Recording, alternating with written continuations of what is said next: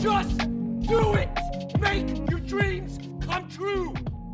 If you're supposed to be at work on Friday, let's say at 7 a.m., 8 a.m., you're gonna be there. If you work in a restaurant and your boss tells you to take out the trash, you're gonna take out the trash. But when you tell yourself that you're gonna start a YouTube channel on Friday, or when you tell yourself you're gonna pivot in another direction September 1st, and you don't, why? There's a lack of respect. There's a lack of respect for yourself. And you have to get to the root of that. You have to show up for yourself. You have to put your foot on the gas and go. The drive doesn't come first. You put your foot on the gas and then you create momentum. So if you look around YouTube or you look around the universe of the internet, you're going to see a lot of motivational videos. You're going to see a lot of self-discipline videos. You're going to see a lot of taking action videos. And this particular clip is a really powerful clip from Hindsight, a really good channel. You should go check it out. But this clip is about respecting yourself enough to have the life that you want, respecting yourself enough to take action.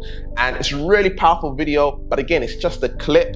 And from my experience, I've got over 15 years experience in business. I've helped a lot of people in personal development and spirituality. I've helped people grow their businesses. I've helped people go up the career ladder. I've helped people manifest more money, success, happiness, joy, fulfillment. I've helped people travel all over the world. I've helped people find their twin flame, their soulmate, and much, much more. And also I've helped people take action, all right? And one of the things, or a few of the things that I've experienced over time is that it's not just a one video fixes all, right? And you've probably been familiar with this, right? You've been watching videos on motivation, you've been trying to take action, you can't seem to be consistent, you procrastinate, you feel a certain resistance, you feel like you're up against the wall, maybe you don't even have the energy, or maybe you feel like there's this mental block in your head and you feel frustrated. You don't know why. You're at work and you're dreaming of your dream lifestyle, that you're gonna take action when you get home, and then when you get home you're just like, I don't want to do it, or you find resistance, and you're just in this cycle of wanting to take action, but you just can't get yourself to do stuff. And partly again, it's about respecting yourself enough to have it. It's about loving yourself into the life that you want. But that's only one aspect. That's only one aspect, point blank, period. What we got to look at is a bunch of different things here. And the first thing that we got to look at is, when it comes to your whole life, you've been taught to follow the herd. If you look at it from since you was a baby, going to nursery or kindergarten, whatever you want to call it, right? Sit down, cross your legs, stand in line, right? You are being programmed to be in some sort of like military boot camp, and we don't even realize it, right? And in fact, some schools, when you look at them, you got these high walls, you got the barbed wire sometimes, you got the gates and all this stuff. Kids are locked in, that's obviously so, people can't come in and the kids can't escape. But, we're indoctrinated. We're being indoctrinated and taught about life, which is basically, it's not life, it's money, right? You're being taught how to get an education so you can make money and pay taxes and follow the system. That's what's really going on, right? And, people are just oblivious to it. And what we got to realize is that, for fuck's sake, like this is a bad system, and we're not taught to have the free will, free thinking. And anyone that does free think is a weirdo. Oh, Jim Carrey's a weirdo. No, he's the truth, right? Jim Carrey's a weirdo. No, he's the truth. People speaking out on this stuff are just seen as stupid or weird or whatever it is. And so we got to really understand that if you're an Einstein and you think differently, for some reason you're a weirdo. If you're Nikola Tesla, you're a weird person. But if you're standing in line and you're following the herd, yeah, it's okay, like, I'm gonna follow what everyone else is doing, and it's just a little bit crazy, right? And so from school, stand in line, cross your legs, listen to the teacher, be quiet, hush your mouth, put your head down, study, and you've just been taught that. Now, obviously we need to be educated, but I think the way the educational system is working, it doesn't work, for long-term happiness, long-term fulfillment, long-term spirituality, a long-term being in touch with nature, long-term understanding all dynamics of the world, rather than just, in school, why don't they teach how to have a successful marriage, successful relationship? Why are they not teaching us how to have family? They're teaching us about sex. We've got sex ed, but we're not teaching about family. We're not teaching how to raise kids. We're not teaching how to have a long-term marriage. Okay, and so if we're going back to the point of taking action and being respecting yourself, right? We're listening to the system, what the system is telling us to do, and so your brain is literally being wired that I need to listen to the teacher, I need to listen to authority, I need to listen to authority, I need to listen to authority, right? Then you get your education, you get your grades, you get your qualifications, you get your PhD, you get your degree, you get your GCSEs, you get your A levels or whatever it is, right? You're getting all these grades, right? I'm accomplished now, I have my qualifications, and then you go into a job or you go into a career where you now look at a supervisor, a manager, a leader that you now follow and listen to more instructions, right? And you're constantly listening to some sort of authority, right? And so with that authoritarian overlord in your mind, you're always seeking that, like, I need to follow instructions, I need to follow instructions. But it's not your own instructions, it's the instructions of someone else. And so your brain's wired to listen to what other people have to say in order for you to get yourself to take action. Not only that, there's a high level of judgment and accountability when it comes to not working, not going to your job, showing up late at your job, right? Number one, you're not going to have, you're not going to be able to pay your bills, you're not going to be able to buy any food, you're not going to be able to take care of you're not going to be able to take care of your kids, right?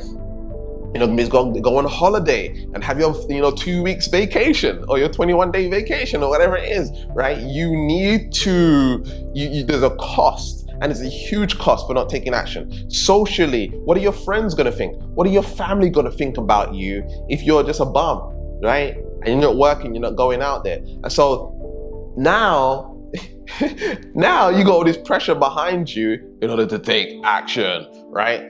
Do you have that when it comes to going to the gym and working out, when it comes to losing weight, when it comes to dieting, when it comes to following your dreams, following your entrepreneurial role, following building your YouTube channel, following starting your nails business or your makeup business or your hairdressing business, or when it comes to starting your trading, stocks, investing, starting your own e-commerce, whatever, right?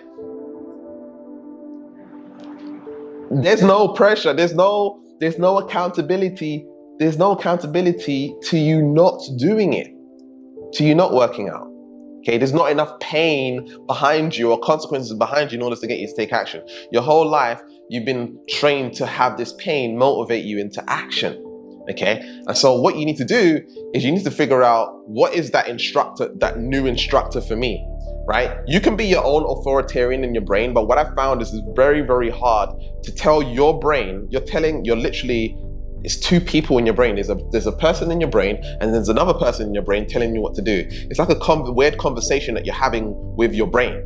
Like, there's two parts of you. Part of you says, hey, like this part here, right? We're gonna take action, we're gonna start the business, we're gonna work out, we're gonna do all this stuff. And then there's this part of you that's like, okay, I will try and listen to you. I'll try and take some action, right? And then this part that doesn't want to do it, or like feels like it's forcing itself, or feels like it's like a grit to get it done, or whatever it is not wanting to do it. And it seems like this guy always wins.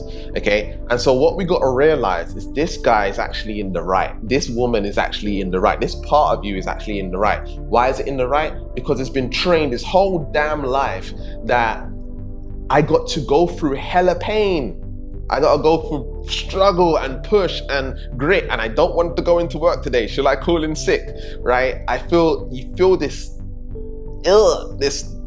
weird, yucky, this fucked up feeling about going into work and not wanting to do it, right? And so when it comes to going to the gym, when it comes to following your business or doing whatever project that you want to work on, it's still got this association about taking action and working.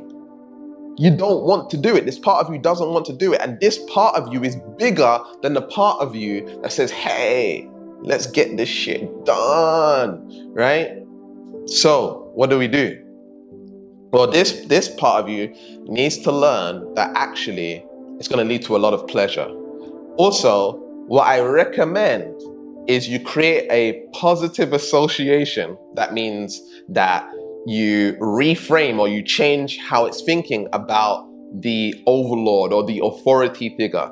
For me, my authority figure is the Most High. I separate it from my brain, right? I'm not having a battle in my head. Like, I'm accountable to the Most High, or God, or Allah, or Jesus, or Krishna, whatever it is for you, the universe, your ancestors.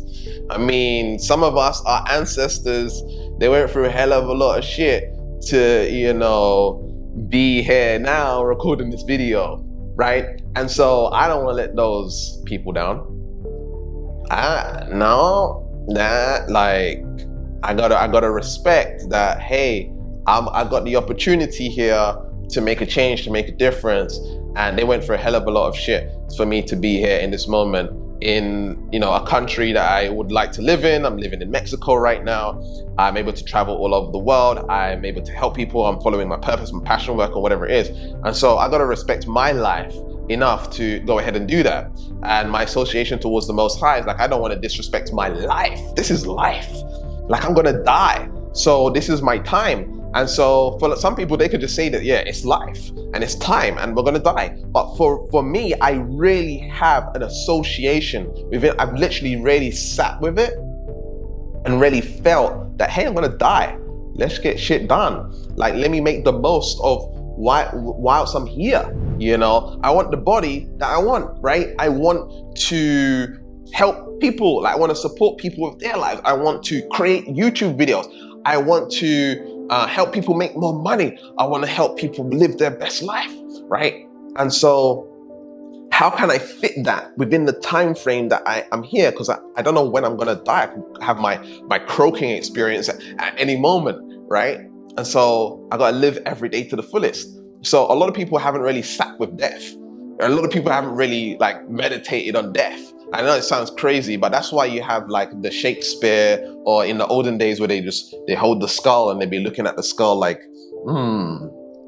contemplating death, right? Because if you contemplate death, now you're going to be like, okay, I'm actually going to take action right now, right? A lot of people, they don't meditate on death. They're afraid of death. They're afraid of looking at death. And so you're constantly avoiding the reality of morality.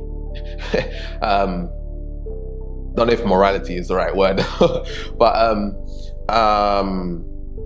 we have to really look into that. There's a really good book called The Power of Death by Gabrielle D, right? Very powerful book. Will radically transform your whole perspective, and it will get you into action mode, all right? And so now you have the association towards death. You have the association towards the Most High, towards God, to all of this stuff. And now you have this burning desire to take action on what you want to do. Okay? And so you need to, basically what I'm saying here is you need to give your brain reasons to take action, all right? Very, very deep reasons. And you need to sit with it. You need to meditate on it. You need to write it down. Spend a week, 2 weeks, a month thinking of all the consequences to just one thing, like going to the gym, towards just being an entrepreneur. Just do one thing at a time. Just focus on like, okay, let me just focus on business. I want to start a business. This is a priority to me. I want to make my business successful.